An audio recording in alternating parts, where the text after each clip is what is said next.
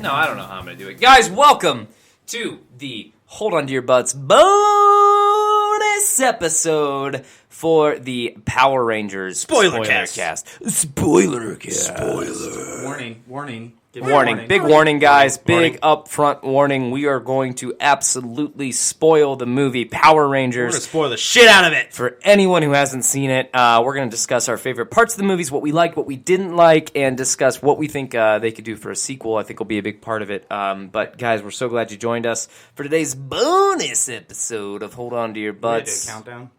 3. Guys, this is where you need to turn it off. Literally, unless you want to keep listening to it, because we'll take all the listeners we can get. But honestly, we don't want to spoil the movie for you. We will be talking about it in depth, so please turn this off. You have 10 seconds in 10, 9, 8, 7, 6, 5, 4.5, 3, and 2 quarters, 2, and 1. Okay. I can't believe all the Power Rangers. Fuck the Ninja Turtles. Fuck the Ninja Turtles. That was so crazy. I wasn't expecting it. It was out of I wasn't expecting it. Raphael, and Kimberly. Woo! Ooh.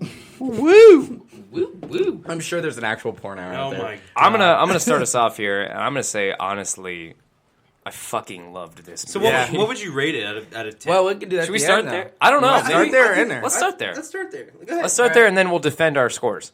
So I can honestly say I go on a 5-scale rating. Oh, 5 scale. 5-scale rating. So I will say out of 5 or only out of 5? Out of 5, I give it a 3.5, and Okay. like a solid 3.5. And so here's always kind of like my issue, right, with like superhero movies versus like good movies. You know what I mean when I say that, like movies that can be quote unquote considered for Oscars, or movies that are like dramatic in tone and have Basically like very Logan. deep themes. And then you compare that to movies like the Power Rangers, Ninja Turtles, or whatever, where it's just like fun action. Entertainment. You just go there to sit down, eat some popcorn, and have fun, and that's exactly what Drink this a movie beer. was.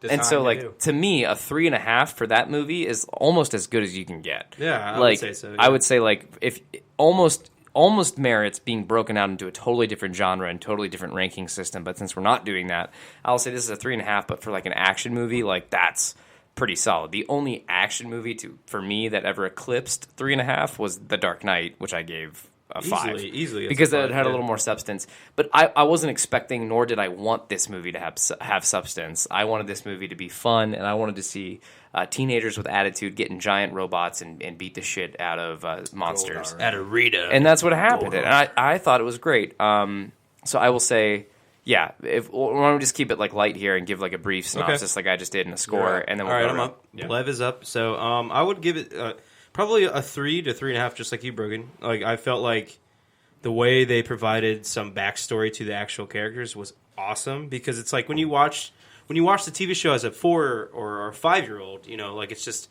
oh my God, it's crazy going on. There's people fighting, whatever. But like you don't really learn. I didn't learn a lot about the character besides their name or their backstory. So the way they did some character building with the actual Power Rangers was nice. It was a nice touch. And I would say the first half of the movie grabbed your attention right away. And once they finally got to the point of morphing, that was awesome. But I don't know, like the fighting was all right, but I felt like it was sort of semi-cheesy. But out of that, it's a 3 for me to 3.5. What? I do a 7 to 19 scale. Cool. Yeah, makes sense. I'm just kidding. I'm just Well, kidding. it have to be the odd one out, right? I would give it a 4 out of 5. If we're doing a 5 scale, I would give it a 4 out of 5. I thought I do have a couple complaints, but not a lot. I think it's set out to do exactly what it meant to be. It was meant to entertain those who either grew up watching it or who loves just action movies, and to be entertained and are not looking for a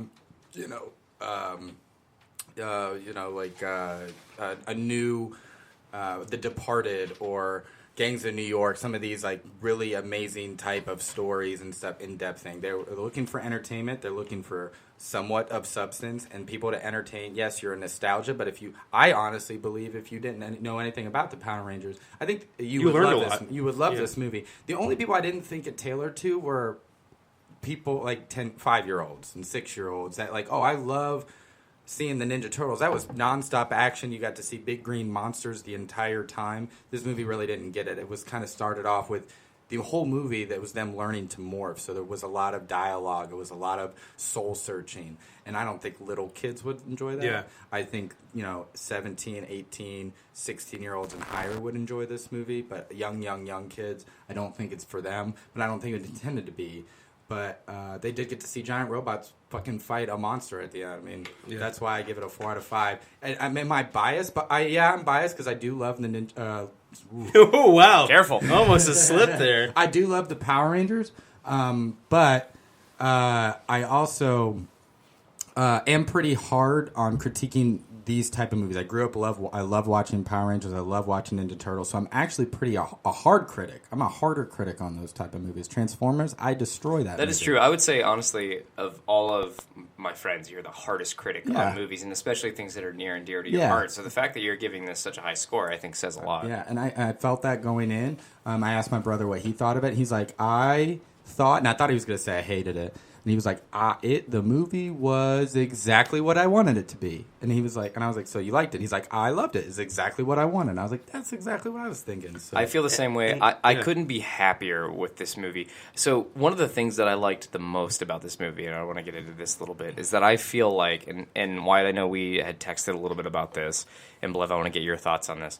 I felt like they did a really good job of making the teenagers relatable. Mm-hmm. So, like, the problems that the teenagers were having were common, and they weren't just like I didn't make it to the luau. Luau this weekend, and I was late. I didn't make it to the luau, and Bobby was going to be there. Yeah, that's what the 90s It was like Kimberly was helping spread like a naked picture of a girl in high school, and we had literally a similar scenario in high school. Trini was gay. Trini was gay and was afraid to tell his parents. I blew my mind. I love that. I thought that was so cool. There wasn't I thought they did a great job of that. Even like Billy too. Billy being a social outcast at school, and he had clearly Asperger's or something. Or She was on the something. spectrum, I don't know what he had, but it's they made the characters so relatable to even like teenagers right now and younger kids and even our age range, you know. But I think there's a peak at where it can't extend past that, because I was talking to people where I work, you know, and they're all. I'm not going to say that sounds really bad when I'm like, but they're all developers. I don't want to say that because it's not true. No, but they have a high expectation of movies. And one of the guys I work with is an actual critic. So it's like he didn't even see the movie because he's not even giving it a chance, because he never there's no nostalgia for that. I think that's fair for a movie critic to say I'm not going to waste my time on this movie, and I can respect that. It's a particular age range though that he falls in, which is fine. But it's unfair for him to say it's a bad movie. Yeah, he didn't say he did not say it's a bad movie. He just said it's not worth my time to go see it because I already know the plot and I already know the angle of the movie and where it's going, sort of. But I would disagree with him in that way because it's gripping. It's even what happens to Billy. Yeah, he almost fucking dies. He did die. He basically. did die. Yeah. But that's the most dark. Dude. And I was crying in the movie theater, and so was Kaylee, my girlfriend. We were just crying. I thought it was cool that they killed him. Yeah, that was so cool. By the way, he comes back to life. Yeah. So don't spoil good. that. But this is SpoilerCast. Yeah. So I will also say another thing that I thought was pretty cool about this was Jason was relatable. I think it would be really easy to make Jason a douchebag that you don't care about, and the cool guy who's the cool guy of all the Rangers and shouldn't have any problems. I think that started off like that, though. Yeah, in a way. Said, look, this guy might be the most broken out of everybody. And even when he comments and says, "Oh, you know who I am," and they're like, "Oh, okay, yeah, whatever," but he's not really being true to himself until what happens to Billy, and then he's like, "Fuck, dude, I really care and love this guy, and I just met him." Yep. And that's the real thing they finally figured out, is that when they're in tune and they care about one another and they actually truly do care, then they can morph. Then they can know that they have each other's backs no matter what, through thick and thin. Mm-hmm. Do you guys think it took too long to morph? That was maybe my only... I think they needed to build it, though. They needed to build it in a way. I liked it. I think when they did morph, I wish they were in the suits more. So just for you guys at home, if you saw the movie, they morph. They literally have one very quick fight scene, and then they're in the Zords the rest of the movie. So when I was watching it, I was like, oh, they're going to fight. Then they're going to go into the Zords. They're going to defeat Goldar, and then they were going to fight hand-to-hand in the suits on the ground. But they don't go back to it. So I was like, man, I really wish they were in their suits more. But it's more about the Zords. It's a creative decision that they get. I get why they did it. I mean, that's what people want to see big giant robots fight a monster. That's what you want to see. So Yeah. I get why they just rushed it to that, because they're like, hey, 75% of the movie, they're not in anything. And they want to see the Zord, so let's hurry up and get it to them, because we spent 75% of the movie of them character building. Yeah. No, I agree with you. I wish they were on the ground a little bit more fighting, Yeah. so you get to see close-ups of the suits, suit, yeah. or even like how like sort of like I love 007 movies for this specific reason. When he goes in and he talks to the guy that basically gives him his gear. I wish Zordon went into more depth of like the gear itself. I don't know. I wish hopefully they go into that eventually. I don't know. Just for some reason I love like aesthetic, and I love like.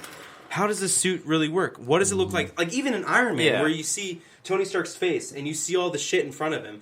What can they actually see? What abilities do they actually have? Even though they can jump really far. That's a great point. What's the suit's beneficial? Is it just because it's armor? Just armor? Yeah, like, what is it? That's a great point. There was no fanfare around the suit. There was no like, here's your suit. And they worked so hard to get them, and then they just like, I'm like, oh, I know how to use this. They could have went a different route, and they said, well, you could morph right off the bat, but you guys are in the training room. You don't know how to work the suits. You don't know how to work as a team. You're getting defeated by these. And so I'm Zorda. I'm not going to let you leave the spaceship with your armor. You can only morph here, and until you're ready, then you can morph out there. So they could have done that route.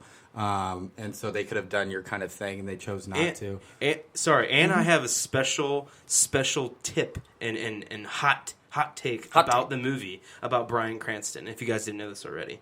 But I'm going to save it because I'm going to let you continue. But I wanted to just throw that out there for a second. I think I know where you're going with this. Do it. Go for it. Just do it. Go for it. Yeah. Okay, so basically, Bryan Cranston used to do dubs Yeah. for the original Power Rangers True. for actual villains and things that happened in the show. Then, so by doing that, they were like, we need to think of a name for this specific character, and it's Billy. That's why his last name is Cranston, because it's named after Bryan Cranston himself. Mm-hmm. And he went on to like a morning talk show with I don't know who specifically it was, but he let that be known, and I was like, whoa, that's so fucking sweet. That's so cool. And he's fucking Zordon now. Imagine the path of that. Like, coming in and be like, man, I gotta do some fucking voiceovers for this stupid-ass show. I have no idea. I have no idea what the show's about. And then, oh my God. You're telling me I'm playing, like, Lobster Diaper Man? My career, where's my career going? Yeah. And then he fucking lands down the road, Malcolm in the Middle. Breaking Bad. And then Breaking Bad, and then now he's fucking Zordon in the show he dubbed. I thought that's so cool. I thought Bill Hader was a perfect choice for Alpha 5. Oh, totally. I think he did great. Yeah, and I think I liked all the plugs they did. They said, ay. Go, Power They say, go, Rangers. Power. She said, make my monster grow. I love the Krispy Kreme. The whole Krispy Kreme thing was Krispy hilarious. Kreme Kreme was thing fucking was so so funny funny, because yeah. they had to find. She said, "Where's the crystal?" And they're like, well, and then Billy, before he dies, fesses up. He's like, it's underneath the Krispy Kreme. And she doesn't know what Krispy Kreme is, but she's like, oh, I understand why you keep the crystal there. It must be an important place, this Krispy Kreme. And so her goal is to find the Krispy Kreme. And it's so funny. That's exactly sounded what I really like fast. so much about the movie is that I know at the top of this SpoilerCast we talked so much about how they made the teenagers relatable and they made the teenagers like approachable for the modern age, but it didn't try to be too serious. Like at the end of the day, about halfway through the movie, they morph and you're like, oh right. This Here is we what go. we're here for. Yeah. Like, this is totally campy. This is totally stupid. They do the shot for shot of the Zords running together of the Power Rangers, Yeah. and it says "Go Go Power Rangers," Yeah, and it like it actually doesn't did mess that. around. It just like gives Yeah. it gives you the theme song. I got goosebumps at that part. I was like, oh fuck yeah! Like here we go. Like this is what I paid money I think for. the This is funny- what I came to see. The funniest part that I experienced is when Zach stole the Zord, one of the Zords. Yeah. And he didn't know He didn't how to know fucking work do it. anything with it. It wasn't working with him because he wasn't a Power Ranger yet. And I thought that was great. I loved every minute. I think the only gripes I have, one was I wish they were in their suits a little bit more. The other one I thought, and I get it, and not really. It's just for me. I thought Rita was her dialogue was a little over the top, way over the top. I agree. Yeah. And I don't think it's her acting. I think she did a fantastic job. I think they wrote her like that, and it seemed like, hey, just have fun with it. The character Rita in the original Power Rangers show, she was the most over the top